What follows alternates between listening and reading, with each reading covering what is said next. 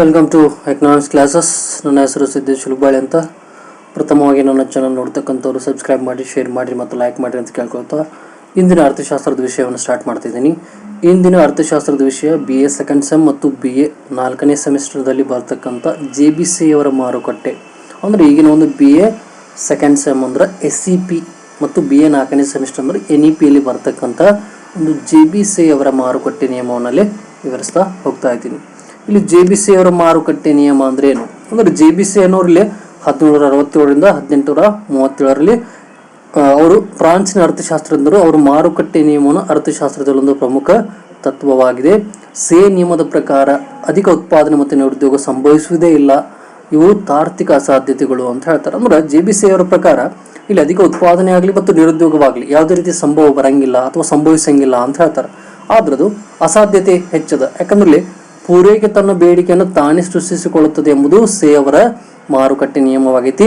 ಪೂರೈಕೆಯಾಗುವ ಸರಕುಗಳಿಗೆ ಬೇಡಿಕೆಯು ತಾನಾಗಿ ಸೃಷ್ಟಿಯಾಗುವುದರಿಂದ ಉತ್ಪಾದನಾ ಬಾಹುಳ್ಯ ಮತ್ತು ನಿರುದ್ಯೋಗ ತಲೆದೂರಲು ಸಾಧ್ಯವೇ ಇಲ್ಲ ಎಂಬುದು ಅವರ ವಾದವಾಗೈತಿ ಅಂತ ಹೇಳ್ತಾರೆ. ಅಂದ್ರೆ ಪೂರೈಕೆಯಾದಂತಹ ಒಂದು ಬೇಡಿಕೆ ಕೂಡ ಏನಾಗ್ತದೆ, ತಾನೇ ಸೃಷ್ಟಿಸಿಕೊಳ್ತದ ಪೂರೈಕೆ ಮಾರುಕಟ್ಟೆ ಅಂತ ಹೇಳ್ತಾರೆ. ಅಂದ್ರೆ ಪೂರೈಕೆ ಆದಂತಹ ಸರಕುಗಳಿಗೆ ತಾನಾಗಿ ಏನಾಗ್ತದೆ, ಬೇಡಿಕೆ ಬರ್ತದೆ. ಹಾಗಾಗಿ ಉತ್ಪಾದನೆ ಹೆಚ್ಚಳ ಆಗ್ಲಿ ಮತ್ತು ನಿರುದ್ಯೋಗ ಆಗ್ಲಿ ಎರಡೂ ಕೂಡ ಕಂಡು ಬರಂಗಿಲ್ಲ ಅಂತ ಹೇಳ್ತಾರೆ. ಆದ್ರೆ ಸೇವರ ಅಭಿಪ್ರಾಯದಲ್ಲಿ ಏನೋ ತೆಗೆದುಕೊಂಡ್ರಿ, ಈಗ ವಸ್ತುಗಳಿಗೆ ಉತ್ಪಾದನೆಯೇ ಮಾರುಕಟ್ಟೆಯನ್ನು ಸೃಷ್ಟಿಸ್ತದ, ಮಾರಾಟ ಮಾಡುವುದಂದ್ರೆ ಅದೇ ವೇಳೆಯಲ್ಲಿ ಕೊಳ್ಳುವುದಾಗಿರ್ತದ ಮತ್ತು ಹೆಚ್ಚು ಉತ್ಪಾದಿಸುವುದಂದ್ರೆ ಇತರ ವಸ್ತುಗಳಿಗೆ ಹೆಚ್ಚು ಬೇಡಿಕೆ ಕೂಡ ಸೃಷ್ಟಿಯಾಗುತ್ತಿರುತ್ತದೆ ಎಂಬುದು ಪ್ರತಿಯೊಬ್ಬ ಉತ್ಪಾದಕನು ಕೂಡ ಗ್ರಾಹಕನೊಬ್ಬನನ್ನ ಪಡೆದಿರ್ತಾನ ಅಂತ ಹೇಳ್ತಾರೆ. ಅಂದ್ರೆ ಪ್ರತಿಯೊಬ್ಬ ಉತ್ಪಾದಕ ಕೂಡ ಒಬ್ಬನ ಗ್ರಾಹಕನನ್ನ ಪಡೆದಿರ್ತಾನ. ಪ್ರತಿಯೊಬ್ಬ ಉತ್ಪಾದಕನು ಗ್ರಾಹಕನೊಬ್ಬನನ್ನ ಪಡೆದಿರ್ತಾನ ಅಂತ ಹೇಳ್ತಾರೆ. ಅದರ ಇಲ್ಲಿ ಒಂದು ಉದಾಹರಣೆಯನ್ನ ತೆಗೆದುಕೊಂಡ್ರೆ, ಇಲ್ಲಿ ಒಂದು ಬೈಸಿಕಲ್ ಅನ್ನು ತಯಾರಿಸಲಾಗಿದೆ ಎಂದು ಭಾವಿಸಿದರೆ ಅದರ ತಯಾರಿಕೆಯಲ್ಲಿ ಭಾಗಿಗಳಾದ ಜನರಿಗೆ ವೇತನ ಮತ್ತು ಲಾಭದ ರೂಪದಲ್ಲಿ ಆದಾಯ ದೊರೆತಿರ್ತದೆ. ಈ ಆದಾಯವನ್ನು ಇತರ ವಸ್ತುಗಳನ್ನು ಕೊಂಡುಕೊಳ್ಳಲು ಉಪಯೋಗಿಸ್ತಾರ. ಅಂದ್ರೆ ಜನರು ಪಡೆದಂತ ಆದಾಯದಿಂದ ಅಕ್ಕಿ ಆಗಲಿ, ಸಕ್ಕರೆ ಆಗಲಿ, ಬಟ್ಟೆ, ಎಣ್ಣೆ, ಪುಸ್ತಕ ಮೊದಲಾದ ವಸ್ತುಗಳನ್ನು ಕೊಳ್ಳಲು ಈ ಆದಾಯವನ್ನು ಉಪಯೋಗಿಸ್ತಾರ ಅಂತ ಹೇಳ್ತಾರೆ. ಅಂದ್ರೆ ಈಗ ನಾವು ಉದಾಹರಣೆ ತೆಗೆದುಕೊಂಡ್ರೆ ಒಂದು ಬೈಸಿಕಲ್ ತಯಾರು ಅಥವಾ ಒಂದು ವಾಹನ ತಯಾರು ಮಾಡ್ತಕ್ಕಂಥ ಕಂಪನಿ ಇದೆ ಅಂತ ಇಟ್ಕೊಂಡ್ರೆ, ಅಲ್ಲಿ ತಯಾರಿಕೆಗಳಲ್ಲಿ ಭಾಗಿಗಳಾದ ಜನರು ಅಂದ್ರೆ ಅಲ್ಲಿ ಇರ್ತಕ್ಕಂಥ ಕಾರ್ಮಿಕರು ಪಡಿತಕ್ಕಂಥ ವೇತನ ಮತ್ತು ಲಾಭದ ರೂಪದಲ್ಲಿ ಬರತಕ್ಕಂಥ ಆದಾಯವನ್ನು ಏನ್ ಮಾಡ್ತಾರ, ಈ ಆದಾಯವನ್ನು ಅವರ ಇತರ ವಸ್ತುಗಳನ್ನು ಕೊಂಡುಕೊಳ್ಳಲು ಉಪಯೋಗಿಸ್ತಾರೆ. ಯಾಕಂದ್ರೆ ಅವ್ರು ದುಡಿತಕ್ಕಂಥ ಕಾರ್ಖಾನೆ ಯಾವುದು ಅಥವಾ ಕೈಗಾರಿಕೆ ಯಾವುದು, ವಾಹನ ಕೈಗಾರಿಕೆ, ಅದರಲ್ಲಿ ಬರತಕ್ಕಂಥ ಆದಾಯವನ್ನು ಅವ್ರು ಏನ್ ಮಾಡ್ತಾರೆ, ಜನರು ಉಳಿದ ತಮ್ಮ ದಿನನಿತ್ಯದ ಮೂಲಭೂತ ಸೌಕರ್ಯಗಳಿಗಾಗಿ ಹಣವನ್ನು ಖರ್ಚು ಮಾಡ್ತಾ ಬರ್ತಾರೆ. ಉದಾಹರಣೆ ಅಕ್ಕಿ ಆಗಿರ್ಲಿ, ಸಕ್ಕರೆ ಆಗಿರ್ಲಿ, ಬಟ್ಟೆ ಆಗಲಿ, ಎಣ್ಣೆ ಆಗಲಿ, ಪುಸ್ತಕಗಳಾಗಲಿ ಮೊದಲಾದ ವಸ್ತುಗಳನ್ನು ಕೊಳ್ಳಲು ಈ ಆದಾಯವನ್ನು ಏನ್ ಮಾಡ್ತಾರ, ಉಪಯೋಗಿಸ್ತಾ ಬರ್ತಾರ ಅಂತ ಹೇಳ್ತಾರೆ. ಅಂದ್ರೆ ಇದೊಂದು ಉದಾಹರಣೆಯಾಗಿ ಕೊಟ್ಟಾರೆ. ಅದನ್ನ ಅವ್ರು ಮುಂದುವರೆದು ಕೂಡ JBC ಅವರ ಮಾರುಕಟ್ಟೆ ನಿಮ್ಮ ಕೂಡ ರೇಖಾಚಿತ್ರದ ಮೂಲಕ ಕೂಡ ವಿವರಿಸಬಹುದು. ಇಲ್ಲಿ ರೇಖಾಚಿತ್ರದಲ್ಲಿ ಕೊಟ್ಟಿರ್ತಕ್ಕಂಥ ಪ್ರಥಮ ಒಂದು ಚೌಕಟ್ಟಿನಲ್ಲಿ ಬರ್ತಕ್ಕಂಥದ್ದು ಅಥವಾ ರೇಖಾಚಿತ್ರದಲ್ಲಿ ಬರ್ತಕ್ಕಂಥದ್ದೇನು, 10,000 ರೂಪಾಯಿಗಳ ಮೌಲ್ಯದ ಒಂದು ಏನು 10,000 ರೂಪಾಯಿ ಮೌಲ್ಯದ ವಸ್ತುಗಳು, ಅದರ ಆದಾಯ ಯಾವ ರೀತಿ ಕಂಡು ಬರ್ತದೆ. 10,000 ರೂಪಾಯಿ ಮೌಲ್ಯದ ವಸ್ತುಗಳನ್ನು ಉತ್ಪಾದನೆ ಮಾಡ್ತಾ ಇದ್ವಿ ಅಂದ್ರೆ ಆದಾಯದ ರೂಪದಲ್ಲಿ ಬರ್ತಕ್ಕಂಥ ಎರಡನೇದ್ದೇನು ಕೂಲಿ, ಗೇಣಿ, ಬಡ್ಡಿ ಮತ್ತು ಲಾಭದ ರೂಪದಲ್ಲಿ ಉತ್ಪಾದನೆಗಳು ಪಡಿತಾವ. 10,000 ರೂಪಾಯಿದ ಮೌಲ್ಯದ ವಸ್ತುಗಳನ್ನು ಉತ್ಪಾದನೆ ಮಾಡಕತ್ತೀವಿ ಅಂದ್ರೆ ಅದರ ಪ್ರತಿಫಲವಾಗಿ ಆದಾಯವನ್ನು ಪಡಿತಾವ. ಈಗ ಕಾರ್ಮಿಕರು ಕೂಲಿಯನ್ನು ಪಡಿತಾರ, ಭೂಮಿ ಗೇಣಿಯನ್ನು ಪಡಿತದ, ಬಂಡವಾಳ ಬಡ್ಡಿಯನ್ನು ಪಡಿತದ ಮತ್ತು ಸಂಘಟನಾಕಾರರು ಲಾಭದ ರೂಪದಲ್ಲಿ ಉತ್ಪಾದನಾಂಗಗಳು ಪಡಿತಕ್ಕಂಥ ಆದಾಯ. ಆ ಆದಾಯ ಅರ್ಥವ್ಯವಸ್ಥೆಯಲ್ಲಿ ಸೃಷ್ಟಿಯಾಗುವ 10,000 ರೂಪಾಯಿಗಳನ್ನು ಕಂಡು ಬರ್ತದೆ.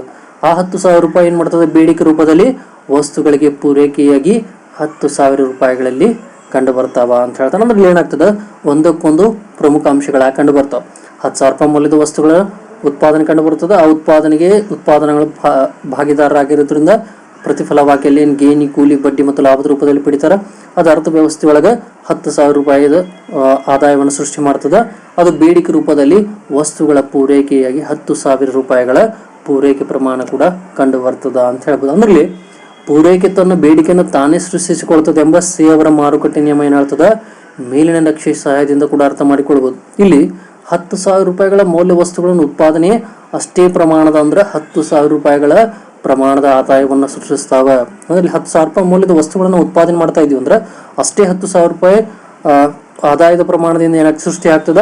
ಆ ಆದಾಯವು ಕೂಡ ಏನಾಗ್ತೈತಿ, ಪೂರೈಕೆಯಾದ 10,000 ರೂಪಾಯಿಗಳ ಮೌಲ್ಯದ ವಸ್ತುಗಳಿಗೆ ಬೇಡಿಕೆ ಮೂಲವಾಗಿರ್ತದ ಅಂತ ಹೇಳ್ತಾರೆ. ಅಂದ್ರೆ ಪ್ರತಿಯೊಂದು ವಸ್ತುವಿನ ಉತ್ಪಾದನೆಗೆ ಅದರ ಮೌಲ್ಯದಷ್ಟೇ ಪ್ರಮಾಣದ ಆದಾಯ ಕೂಡ ಸೃಷ್ಟಿಯಾಗ್ತದೆ. ಅಂದ್ರೆ ಪ್ರತಿಯೊಂದು ವಸ್ತುವಿನ ಉತ್ಪಾದನೆ ನಾವು ಏನು ತೆಗೆದುಕೊಳ್ತೀವಿ ಅಷ್ಟೇ ಮೌಲ್ಯದ ಪ್ರಮಾಣದ ಆದಾಯ ಕೂಡ ಸೃಷ್ಟಿಯಾಗ್ತದೆ. ಇದರಿಂದ ಏನಾಗ್ತೈತಿ, ಉತ್ಪಾದಿಸಲ್ಪಟ್ಟ ವಸ್ತುಗಳನ್ನು ಪೂರ್ಣ ಪ್ರಮಾಣದಲ್ಲಿ ಖರೀದಿಸಲು ಸಾಧ್ಯವಾಗ್ತದ ಅಂತ ಹೇಳ್ತಾರೆ. ಅಂದ್ರೆ ಉತ್ಪಾದಿಸಲ್ಪಟ್ಟ ಎಲ್ಲ ವಸ್ತುಗಳಿಗೆ ಬೇಡಿಕೆ ಲಭಿಸ್ತದ. ಆದ್ದರಿಂದ ಮಾರುಕಟ್ಟೆಯಲ್ಲಿ ವಸ್ತುಗಳು ಗ್ರಾಹಕರಿಲ್ಲದೆ ತುಂಬಿ ಹೋಗಿರುವಂಥ ಪರಿಸ್ಥಿತಿ ಉದ್ಭವಿಸುವುದೇ ಇಲ್ಲ ಅಂತ ಹೇಳ್ತಾರೆ. ಯಾರು ಸೇವರ ಮಾರುಕಟ್ಟೆ ನಿಯಮ ಹೇಳ್ತಕ್ಕಂಥದ್ದು ಇದು ವಾದ.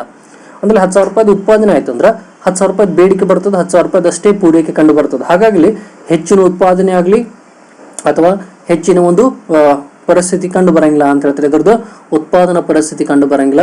ಅಲ್ಲಿ ಎಷ್ಟು ಉತ್ಪಾದನೆ ಆಗಿರ್ತದೆ, ಪೂರೈಕೆ ಆಗಿರ್ತದೆ, ಅಷ್ಟೇ ಪ್ರಮಾಣದ ಬೇಡಿಕೆ ಕೂಡ ಕಂಡು ಬರ್ತದೆ. ಹಾಗಾಗಿ ಉತ್ಪಾದನಾ ಬಾಹುಳ್ಯತೆ ಕಂಡು ಬರಂಗಿಲ್ಲ ಅಂತ ಹೇಳ್ತಾರೆ. ಅಂದ್ರೆ ಏನು, ಉತ್ಪಾದನೆ ಹೆಚ್ಚಳ ಅಲ್ಲಿ ನಮ್ಗೆ ಯಾವುದೇ ರೀತಿಯಾಗಿ ಕಂಡು ಬರಂಗಿಲ್ಲ ಅಂತ ಹೇಳ್ತಾರೆ. ಇನ್ನು ಅದನ್ನು ಕೊನೆಯದಾಗಿ ತೆಗೆದುಕೊಂಡ್ರೆ, ಪೂರೈಕೆ ತನ್ನ ಬೇಡಿಕೆಯನ್ನು ತಾನೇ ಸೃಷ್ಟಿಸಿಕೊಳ್ಳುವುದರಿಂದ ಮಿತಿಮೀರಿದ ಉತ್ಪಾದನೆ ಆಗಲಿ ಅಥವಾ ಬೇಡಿಕೆ ಕೊರತೆ ಪರಿಸ್ಥಿತಿಗಳು ಉದ್ಭವಿಸುವುದೇ ಇಲ್ಲ. ಎಲ್ಲ ಉತ್ಪಾದನೆಗಳು ಪೂರ್ಣವಾಗಿ ಉದ್ಯೋಗದಲ್ಲಿ ತೊಡಗಿರುವುದರಿಂದ ನಿರುದ್ಯೋಗಕ್ಕೆ ಅವಕಾಶ ಇರುವುದಿಲ್ಲ.